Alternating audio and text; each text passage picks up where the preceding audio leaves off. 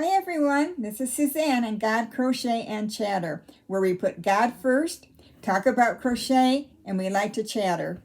How's everyone doing today? I had a very super busy day. Tell you about that in a few moments. Now we've been going through the Bible for a year on God Crochet and Chatter, where we put God first, then we talk about crochet, and then we like to talk it up. I hope if you're a new subscriber, you decide to stick around. We certainly enjoy adding you to our family. There's a great group of Christian ladies on here, and they leave the most wonderful comments, and I appreciate each and every one of those. I truly do. All right, today we read Numbers 31 through 33. Tomorrow, chapters 34 through 36. I got thinking about numbers. I have a question for you. If I were to give you $3 million right now, wouldn't that be nice? Or a penny every day doubled for 30 days. Which one would you choose? 3 million pennies. Well, I hope your choice was the pennies, because if you didn't choose the pennies doubled every day for a month, you're going to be short about $7 million. Yes.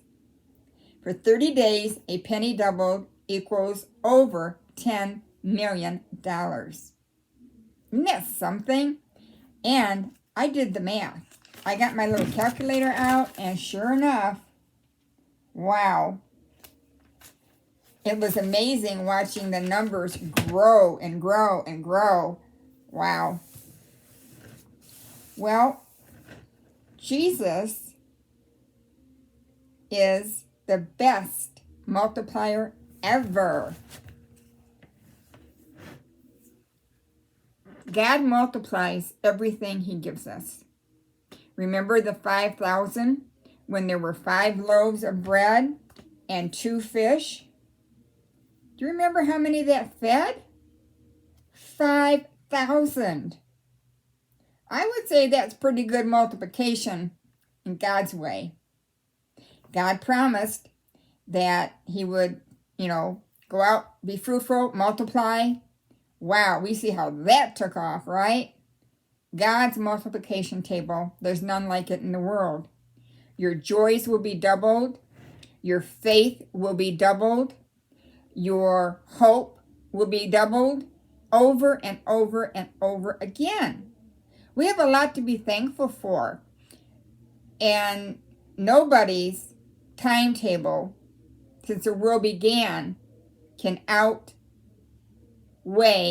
God's multiplication table. And in doing this study, I thought of the verse, God will make a way where there's no way. And how many times in the Bible, seemingly from a human standpoint, did it look like, oh man, how are we going to get out of this now? And didn't God always make a way? Doesn't he say that his lamp, his light is like a lamp unto our path and a lamp unto our feet? His word? Yes. It illuminates everything for us. And when we can stay in that wonderful light of God's word, everything will be better for us over and over again. No matter what you're going through, no matter what hardships you're facing. Look at Job. He lost everything. I can't even imagine what him and his wife went through. But what did God do? He multiplied it big time. So don't lose heart. You may be going through a rough time right now, but remember, God's a great multiplier, and he's going to multiply your joy in the end of all things more than you can ever hope or imagine. Now, I did some checking up on this little facts about the Bible, and I found this to be interesting. The longest book in the Bible is Psalms 119. The shortest book is Psalms 117. It only has 2 verses. The shortest verse is John 11:35, and probably one of the saddest. Jesus wept. Over 1 million copies are sold each and every year.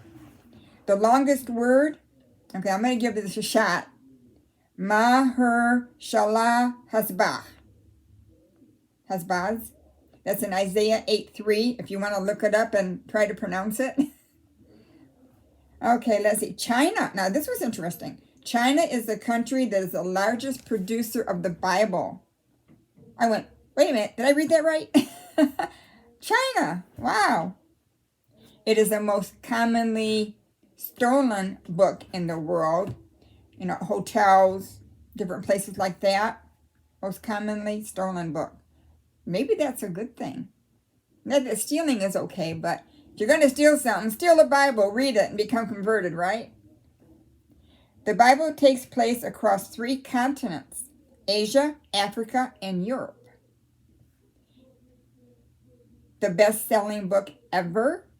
The smallest Bible can fit on the tip of an ink pen. Scientists etched the 1.2 million letters of the Old Testament on a tiny silicone disc, which they called, you ready? The Nano Bible. You remember in Star Trek Generations, 7 of 9, she would take out some of her nano probes and they would inject them in different people to do different things to help them? What better nano probe to have injected into you than God's Word? Right? So, in doing this study, I thought, you know, God, I just love you so much. You have been with me all my life, through all my struggles, my ups and downs.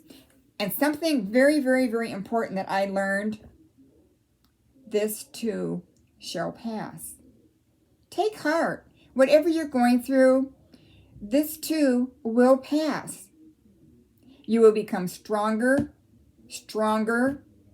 wiser. You will gain knowledge that you didn't realize in the beginning of it, that, wow, I can see more clearly now because I just had a growth spurt. And I can now look back on all the times that I got through different periods in my life. I can see where God intervened. And I'm so thankful. I didn't see it at the time. And at the times, it was like, oh, man, this is really tough. But, you know, God's with us every step of the way. Don't you forget it. All right, everyone, I hope you've enjoyed that devotional today. I enjoyed bringing it to you as always. Now, remember yesterday when I showed you this? I think I might have bought too thick of a one. I mean, it's pretty thick. And I'm thinking maybe a thinner one maybe. Well, anyway, I used it, and I got this. Now, I used an old towel I had because I wasn't too sure about how to do this, but I made a towel topper. Here's my owls. Okay, and then I got to finish this up yet and bring it down. Now, this is a pattern that I found, and I really like it because there's no decreasing, and it works up so quick. Once you get past this part, and what I did, as you can see where I poked the holes as I went? It didn't turn out too bad that way. I think I like it. But I saw another YouTube video where you take the towel and you double it, like I did this one. This one's doubled. And you take a needle like this. Okay, here we go. Similar to this one. And you thread it like 4 feet. And then what you're going to do on the top of your towel, you're going to poke it in and you make a blanket stitch across. And then you crochet across the top on that blanket stitch. I think that may work out a little bit better, a little bit neater looking maybe. I'm going to experiment and try that. But I'm thinking, wouldn't these make cute giveaways? Would you like that? Would you like these to be in a giveaway? As I said, I got to get this one done. This one I'm just going to hang on my stove. And I did notice this side is not as even, but that's okay. That's the back. And it will hang on my stove like this. There we go. Kind of got the idea. But yeah, I'm going to finish this one up. Like I say, this was my practice one. I'm going to get better because I'm really liking this. So, my husband and I went to Walmart today. It's been a long day for us.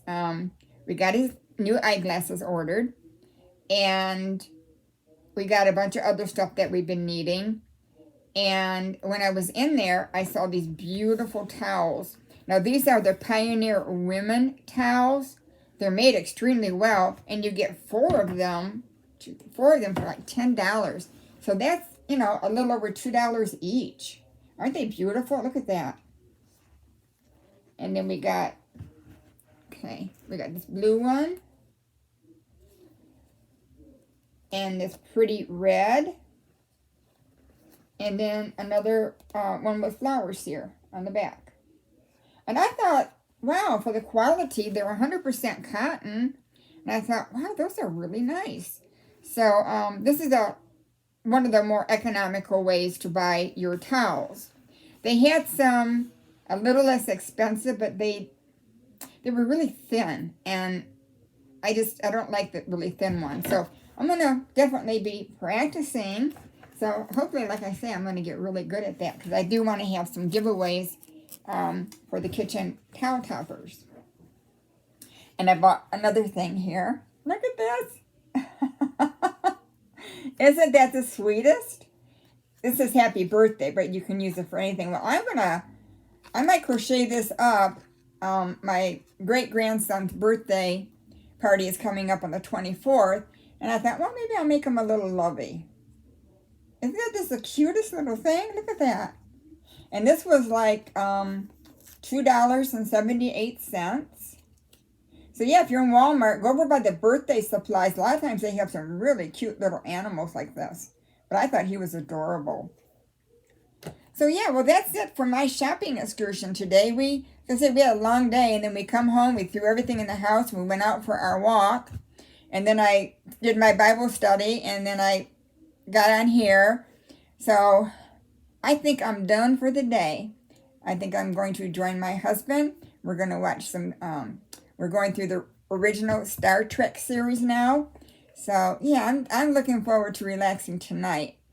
Listen, everyone, thank you so much for spending some time with me.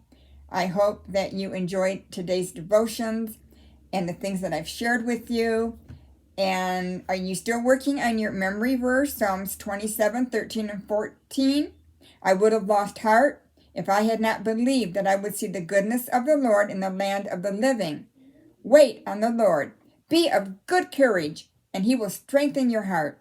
Wait, I say, on the Lord. Now keep working on that one, and let's start the 23rd Psalm. The Lord is my shepherd, I shall not want. He makes me to lie down in green pastures. He leads me beside still waters. He restores my soul. Now that's how much I want you to work on to put to memory. And then when you get that done in a few days, I can add the next, well, probably at the end of the week or something, I can add another chunk of it. That's how I put it to memory, by breaking it up in sections. So, the Lord is my shepherd, I shall not want. He makes me to lie down in green pastures. He leads me beside still waters. He restores my soul.